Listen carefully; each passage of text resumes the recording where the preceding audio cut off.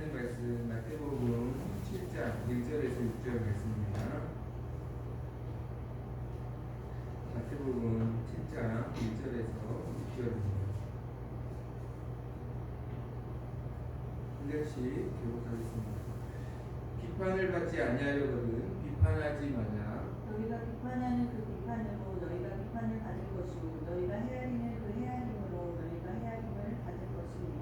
어찌하여 형제의 눈 속에 있는 티는 보고 내 눈 속에 있는 불꽃은 깨닫지 못하느냐. 보라, 내 눈 속에 들보가 있는데 어찌하여 형제에게 말하기를 나로 내 눈 속에 있는 티를 빼게 하라 하겠느냐. 외식하는 자여 먼저 내 눈 속에 들보를 빼어라. 그 후에야 밝히 보고 형제의 눈 속에서 티를 빼리라. 거룩한 것을 개에게 주지 말며 너희 진주를 돼지 앞에 던지지 말라. 그들이 그것을 발로 밟고 돌이켜 너희를 찢어 상하게 할까 염려하라. 오늘 성경은 형제를 비판하지 말라라고 말씀합니다. 그리고 로마서 2장 1절에 보니까 남을 판단하지 말라라고 말씀합니다. 형제를 비판하지 말고 또 남을 판단하지 말라는 것이죠. 어떤 일이나 또 자기 생각을 이것은 옳다 아니다 이렇게 말할 수는 있지만 그 일을 행하고 있는 그런 사람에 대해서 판단하는 것, 또 비판하는 것, 이것은 하나님께서 금하시고 있습니다. 특별히 신앙생활을 하면서 우리가 주의해야 될 것은 다른 사람의 신앙에 대해서, 특별히 다른 사람의 믿음에 대해서 우리가 판단하기 쉬운 그러한 연약함을 가지고 있다는 것을 우리는 기억해야 합니다. 성경은 결코 그 누구도 다른 사람의 믿음이나 신앙을 판단하는 것을 그 누구에게도 허용한 적이 없습니다. 오직 자기의 믿음에 대해서 판단하고 자기의 믿음을 시험하고 자기의 믿음을 하나님 앞에 늘 점검하고 돌아보라고만 하셨습니다. 고린도후서 13장 5절에 보니까 너희는 믿음 안에 있는가 너희 자신을 시험하고 너희 자신을 확증하라. 그렇죠? 너희 자신을 너가 진짜 믿음 안에 있는지 늘 너의 믿음을 시험하고 늘 너의 믿음을 확증하라. 그러니까 왜요? 우리는 내 믿음은 내가 알거든요. 그리고 하나님이 물론 아시죠. 그리고 내 믿음은 나만 아는 거죠.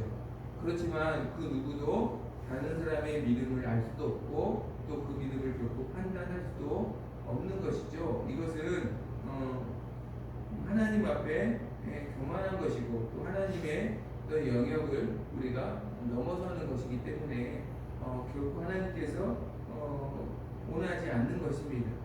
본문을 통해서 주님은 우리가 형제를 판단하지 말라, 비판하지 말라 하셨고 그 이유에 대해서 좀 살펴보길 원하는데요. 먼저 기억해야 할 것은 3절에 보면 왜 내 형제의 눈 속에 있는 티는 보고 내 눈 속에 있는 들보는 깨닫지 못하느냐 라고 이렇게 말하죠. 그러니까 무슨 말이죠? 너도 들보가 있다. 너는 지금 작은 형제의 티를 비판하지만 너에게는 들보가 있다. 무슨 말이에요? 너도 큰 죄인이다. 라고 주님이 말씀하시는 거죠. 성경은 의인이 하나도 없다 라고 분명히 우리에게 말씀합니다. 그러나 비판하는 사람의 마음에는 자신을 의롭다고 생각하는 마음이 있어요. 로마서 2장에 보면 남을 판단하지 말라고 2장 1절에서 말하고 있습니다. 이것은 사실 유대인에게 권면하는 말씀이에요. 유대인이 이방인들을 보고 이방인들이 불경건한 그 불의한 모습 그리고 우상 숭배하는 모습을 보고 굉장히 유대인들이 비판했거든요. 그래서 유대인들은 이방인들과 상종하는 것조차 굉장히 거리낌을 가졌어요. 굉장히 그것조차 싫어했어요. 그런데 로마서 2장 4절에 보면 내가 하나님의 인자하심이 너를 인도하여 회개하심을 알지 못하며 그의 인자하심과 용납하심과 같이 길이 참으심이 풍성함을 멸시하느냐. 무슨 말이에요? 유대인이 된 것은 너희의 의가 아니라 하나님의 용납하심과 인자하심과 길이 참으심의 결과라는 것이죠. 그래서 너희가 유대인으로서 약속을 가진 자가 되었고 예수님을 믿는 자가 된 것이 아니냐라고 말씀하시는 거예요. 그러니까 우리는 이스라엘의 역사를 통해 압니다. 이스라엘 백성이 얼마나 하나님 앞에 불순종했고 얼마나 하나님 앞에 반역을 했는지 우리는 알고 있어요. 하나님이 끊임없이 참으셔서 결국은 그들이 그리스도를 믿고 또 회개하여 하나님의 백성이 된 것을 우리는 알고 있습니다. 그러니까 내가 의롭다고 느껴질 때도 우리가 기억해야 할 것은 이것은 나의 의가 아니라 하나님께서 오래 참아주시고 여기까지 인도해 주신 결과라는 것을 우리는 항상 잊지 말아야 합니다. 그래서 사도 바울도 나의 나된 것은 하나님 은혜다. 하나님 은혜다. 근데 바울처럼 위대한 사도가 누가 있어요? 바울처럼 수많은 교회를 개척하고 수많은 영혼들을 하나님께 인도하였던 사람이 역사에서 누가 있어요? 감히 바울보다 뛰어난 목회자다라고 말할 수 있는 사람이 누가 있을까요? 그런데 그조차 바울이 나의 나된 것은 하나님 은혜다. 아무것도 나는 의가 없다. 정확하죠. 또한 더 나아가서 내가 비판하는 그 형제를 하나님이 지금 오래 참아주시고 하나님이 지금 그에게 풍성한 은혜를 주셔서 그를 지금 이끌어가고 계시는데 너가 누구이기에 내가 이끌어가는 형제를 비판하느냐라고 주님은 말씀하시죠. 모세를 비판하는 미리암과 아론에게 하나님이 이렇게 말씀하시잖아요. 내가 그와 대면하여서는 명백히 말하고 또 그는 나의 형상을 여호와의 형상을 보거늘 너희가 어찌하여 내 종 모세 비방하기를 두려워하지 아니하느냐.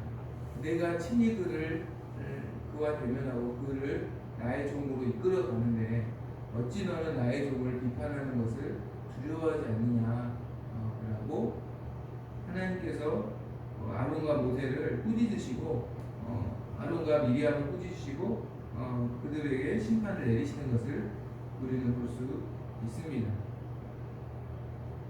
내가 비판하는 그 형제를 하나님이 지금 오래 참아주시고 그를 지금 이끌어가고 계시다는 것을 그의 안고 일어섬이 주인이신 하나님께 있다는 것을 우리는 기억해야 합니다. 그래서 남을 비판해서는 안 된다라는 것이죠. 또 한 가지 이유는 내가 비판하는 그 죄에서 나 역시 결코 자유할 수 없는 죄인이라는 것을 우리는 기억해야 합니다. 오늘 말씀 보면요 4절에 비판하는 그 사람에게 하나님은 내 눈 속에 불보가 있다. 그리고 너가 비판하는 형제는 티가 있다라고 말씀하십니다. 그렇죠. 그러면 누가 하나님 보시기에 더 큰 죄인이라는 걸까요? 비판하는 사람이 사실은 더 큰 죄인이라는 거예요.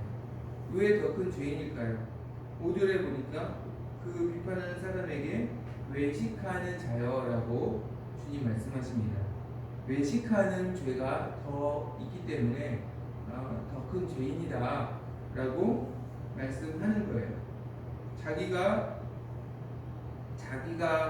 자기 될 수 있는 것은 자기 의가 아니라 하나님의 은혜인데 마치 자기 의처럼 포장한 외식이 있고요. 더 나아가서 자기가 비판하는 그 죄에 대해서 자신은 자유할 수 있다라는 외식을 지금 사실 하고 있다라는 것입니다.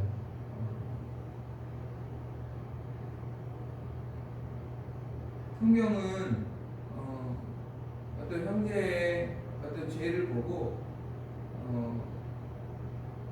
너도 자신을 늘 돌아보고 두려워하라고 말해요. 안심하라고 말하지 않습니다. 그리고 무슨 말일까요? 로마서 2장을 보면 유대인들은 이방인들을 불경건하고 또 우상 숭배하는 것에 대해서 굉장히 비판했어요. 그런데 하나님 말씀은 놀라운 말씀입니다. 로마서 2장 1절에 보면 판단하는 내가 같은 일을 행하고 있다라고 주님 말씀하거든요. 유대인들이 이렇게 생각할 수 있어요. 우리는 우상 숭배한 적 없는데요. 우리가 언제 이방인들처럼 우상 숭배했습니까? 말할 수 있죠. 이방인들은 눈에 보이는 신상을 만들어서 우상 숭배했습니다. 유대인들은 눈에 보이는 신상을 만든 적은 없어요. 그렇지만 유대인들은 율법을 지키는 자신들을 예수 그리스도의 십자가의 의보다 더 큰 의로 여겼어요. 무슨 말이냐면 율법을 지키는 자신들을 더 예수님보다 사랑했어요. 그러니까 자신들을 더 우상화한 거죠.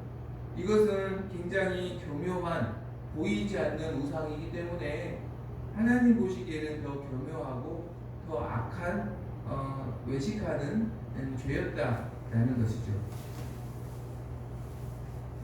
우리가 여기서 기억해야 할 것은 누구도 비판하는 그 죄에 대해서 자유할 수 없고 심지어는 그보다 더 큰 죄를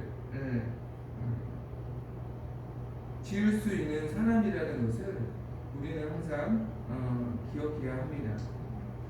그렇기 때문에 남을 비판하는 사람은 하나님 보시기에 더 위선이고 더 가증스러운 모습이라는 것이죠. 가늠한 여인을 붙들어서 예수님께 데려온 사람들이 있었습니다. 율법에 의하면 이 여인을 돌로 쳐서 죽이라고 했는데 예수님 어떻게 해야 될까요? 물어봅니다. 그때 예수님 어떻게 말씀하십니까? 죄 없는 자가 먼저 돌로 쳐라. 무슨 말이에요? 물론 가늠한 죄가 작은 죄가 아니죠.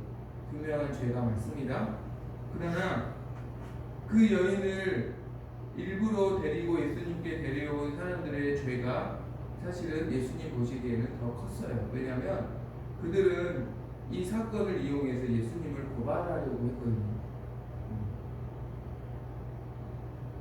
만약에 그냥 예수님이 여인을 용서해주면 모세의 율법을 어겼다고 그들의 유대 회당에 고발을 할 계획이었고, 만약에 이 여인을 죽이라고 명령했다면, 예수님이 그렇게 하라고 했다면 로마법을 어겼다고 고발할 의향이었어요. 그러니까 빠져나갈 수 없는 함정을 만들어서 이것을 다 계획적으로 꾸며서 이 여인을 데려온 거예요. 그들의 악함을 주님 아시고 죄 없는 자가 돌로 쳐라 라고 말씀하십니다.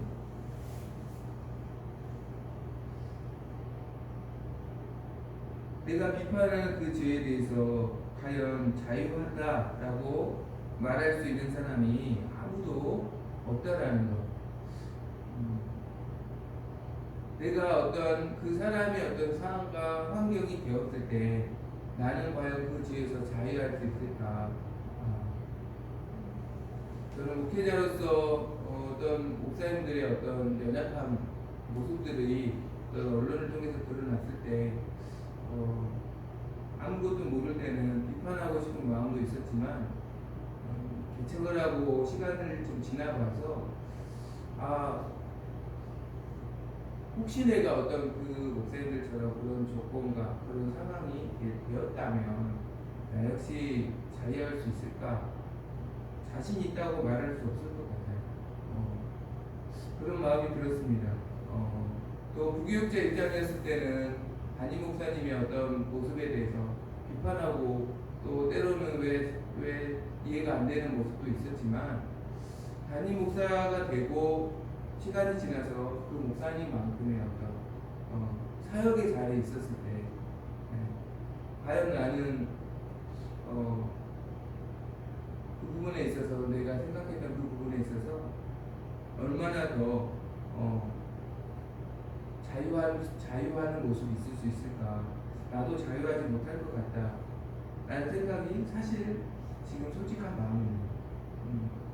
그러니까 우리가 비판하는 것은 쉽지만 그 비판하는 죄에 대해서 자유할 수 있다라고 말할 수 있는 사람이 사실은 없다라는 거예요. 왜냐하면 내가 똑같은 그 상황이 되면 지금 나는 그 상황이 아니기 때문에 지금 나는 그 동일한 어떤 조건이 아니기 때문에 쉽게 말할 수 있지만 정말로 그러한 어떤 상황과 똑같은 환경을 내가 만난다면 과연 거기에서 자유할 수 있는 사람이 있을 수 있을까? 주님은 분명히 비판하는 사람을 외식하는 자라고, 그러니까 너도 너가 비판한 것에 자유할 수 없는데 왜 거기에서 초월한 것처럼 비판하니? 라고 주님 말씀하시는 것이죠. 그렇다면 우리가 어떻게 해야 될까? 자꾸 비판하고 싶은데 연약하고 어떤 형제의 그런 부분에 대해서 판단하고 싶은 마음이 드는데 어떻게 해야 됩니까? 그런 마음이 듭니다. 보이는데 어떻게 합니까? 우리 기억해야 할 것은 상대의 연약함은 나를 보는 거울이 되어야 합니다. 오늘 보세요. 7장 3절에 보면 형제의 눈 속에 있는 티는 보고 내 눈 속에 있는 불보는 깨닫지 못하느냐. 5절 외식하는 자여 먼저 내 눈 속에 있는 불보를 빼어라. 그 후에 밝히 보고 형제의 눈 속에 티를 빼리라. 형제의 눈 속에 있는 티는 보고 내 눈 속에 있는 불보를 깨닫지 못하느냐. 형제의 눈 속에 티를 통해서 나의 불보를 깨달으라는 것이죠. 그리고 나의 불보를 먼저 빼라는 것이죠. 그렇죠? 형제의 티를 보면 형제의 티를 빼라고 보여주신 게 아니라 그 형제의 티를 통해서 나의 불보를 깨달으라는 거예요. 그게 먼저라는 거예요. 상대는 나를 보는 거울이고요. 나는 예수님을 보여주는 창문이 되어야 할 줄로 믿습니다. 이것을 거꾸로 하면 안 돼요. 상대를 창문으로 해서 왜 너에게 예수님이 안 보이니? 이렇게 비판하면 안 되고, 상대는 나를 보는 거울이고, 내가 예수님을 보여주는 창문이어야 한다는 거예요. 그래서, 상대를 통해서 나의 들보를 볼 수 있는 자가 되어야 합니다. 누가복음 13장에 보면, 갈릴리 사람들의 죄로 인해서 그들이 굉장히 큰 정죄를 받는 것에 대해서 큰 해를 받아서 그 일에 대해서 사람들이 예수님께 갈릴리 사람들의 죄에 대해서 이야기했습니다. 그러자 예수님이 이렇게 말하죠. 너희가 갈릴리 사람보다 갈릴리 사람들이 너희들보다 죄가 더 있는 줄 아느냐? 라고 이렇게 말씀하시면서 너희도 많이 회개하지 않으면 다 이와 같이 망하리라. 그러니까 갈릴리 사람들의 그 재앙을 받는 모습을 보고 너희가 안심하라는 게 아니라 너희의 모습을 보고 너희도 회개하라고 이 갈릴리 사람들의 모습을 그런 반면 교사로 삼아야 할 것이다 라고 주님 말씀하는 거예요. 그러니까 누군가의 어떤 연약함을 보았을 때 그 사람을 정죄하는 게 아니라 나의 모습을 보라고 보여주신 거예요.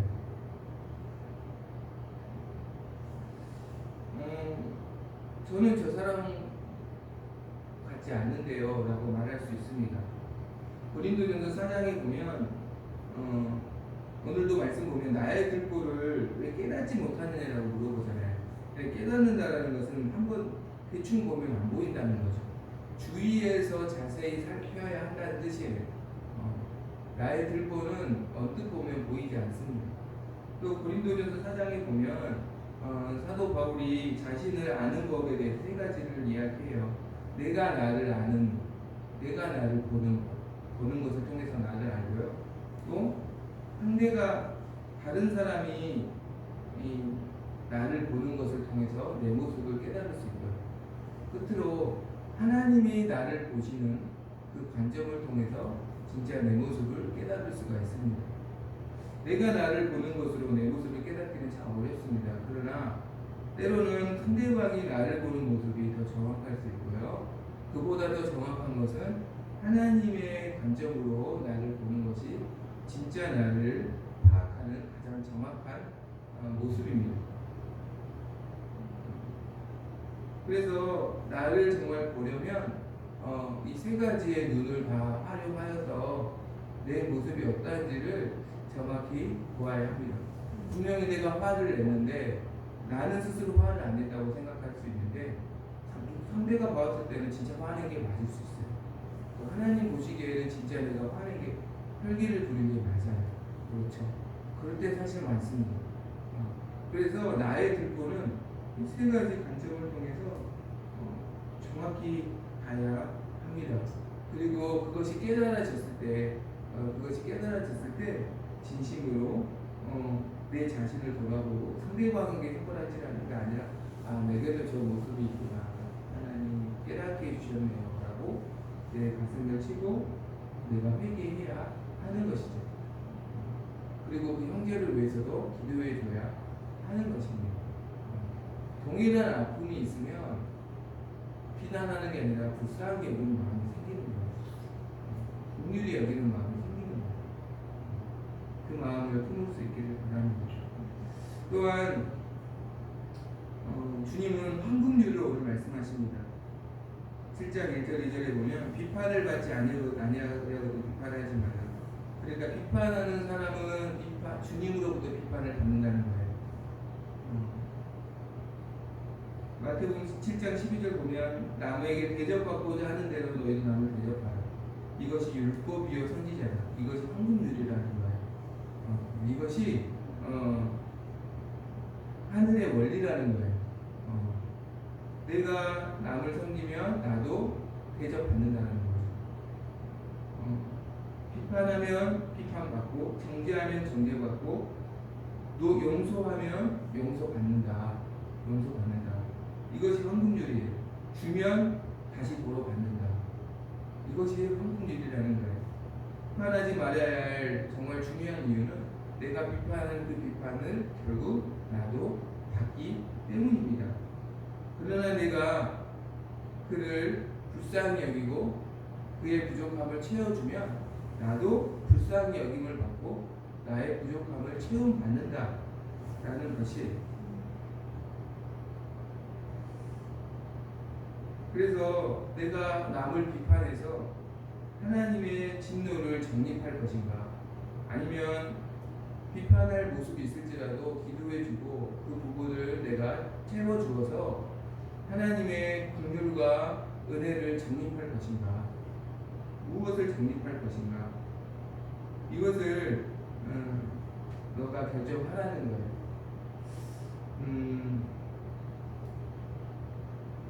우리는 지금 서 있는 자 할지라도 언제 넘어질지 모르는 연약한 존재입니다. 내가 넘어졌을 때 사실 누군가의 어떠한 불쌍히 여김과 어떠한 섬김을 통해서 내가 크게 넘어졌을 때 내가 다시 호의와 긍휼을 통해서 다시 일어날 수 있는 거예요. 하나님의 긍휼과 은혜를 정립한 사람이라면. 그러나 그 정립이 없으면 정말 나는 어떻게 보면 내가 넘어졌을 때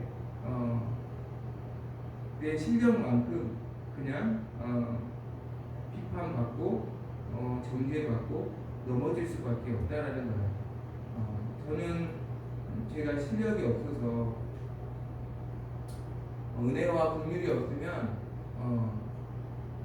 소망이 없는 존재라고 저는 생각합니다. 앞으로도 항상 하나님의 은혜와 긍휼이 필요합니다. 왜? 많이 넘어질 거니까. 넘어지기 싫지만 넘어질 수밖에 없으니까. 그래서 최대한 하나님의 긍휼과 은혜를 많이 정립하는 자가 되기를 원합니다.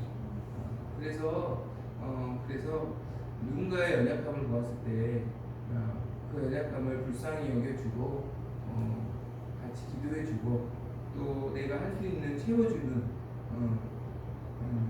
그러한 사람이 되기를 우리 모두가 그래서 하나님의 은혜와 긍휼을 정립해서 우리가 혹 넘어졌을 때 또 다시 위로와 긍휼과 또 섬김을 통해서 다시 일어날 힘을 얻을 수 있는 저와 여러분이 되기를 간절히 소망합니다. 이 시간 찬양하겠습니다.